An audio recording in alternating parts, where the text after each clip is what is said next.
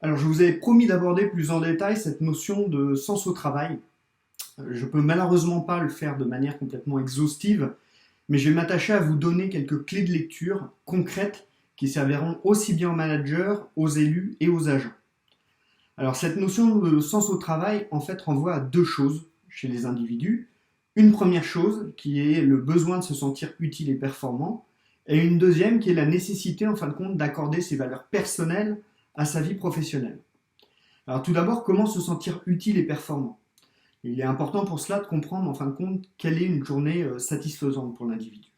Et ce n'est généralement pas celle où nous sommes inactifs, bien au contraire, c'est celle où nous avons été actifs, voire débordés. La journée parfaite est souvent composée de la même base, quel que soit son travail, quel que soit son trait de caractère.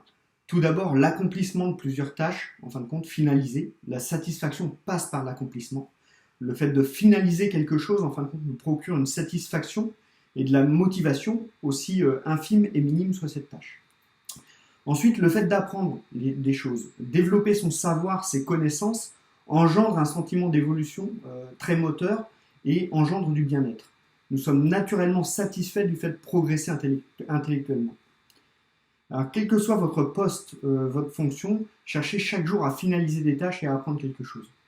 Ceci aura forcément des répercussions en fin de compte sur votre motivation personnelle, votre bien-être et votre engagement au travail. Mais ce n'est pas suffisant en fin de compte pour assurer ce que j'ai appelé le sens au travail. En fait, pourquoi venons-nous travailler chaque matin? Certains diront malheureusement le salaire.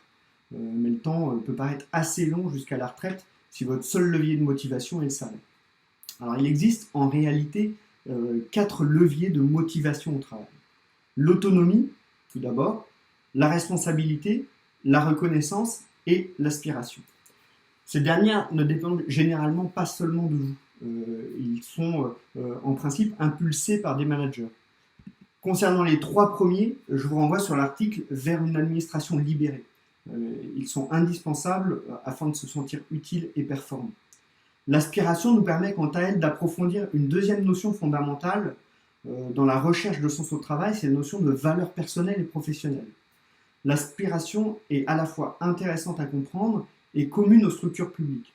Chaque individu, pour se surpasser et trouver du sens dans son travail quotidien, a besoin de savoir qu'il engendre et qu'il œuvre pour une finalité beaucoup plus importante en fait que son intérêt personnel. Un objectif collectif, ambitieux et essentiel dans lequel il a un rôle à jouer. Et la magie de la fonction publique, contrairement à certaines entreprises privées, est que cette grande cause est déjà toute trouvée, en fait. Chaque fonctionnaire œuvre de près ou de loin, même s'il le perd de vue au fil du temps, des années et de la routine, il œuvre pour l'intérêt général. L'intérêt général doit être le premier moteur de satisfaction pour les agents. Elle doit faire partie intégrante de nos collectivités et est garant, en fin de compte, du bon fonctionnement organisationnel et managérial. Cette valeur de service public est la plupart du temps en accord avec les valeurs individuelles et profondes des fonctionnaires, et donc totalement productive, en fin de compte, pour la satisfaction personnelle.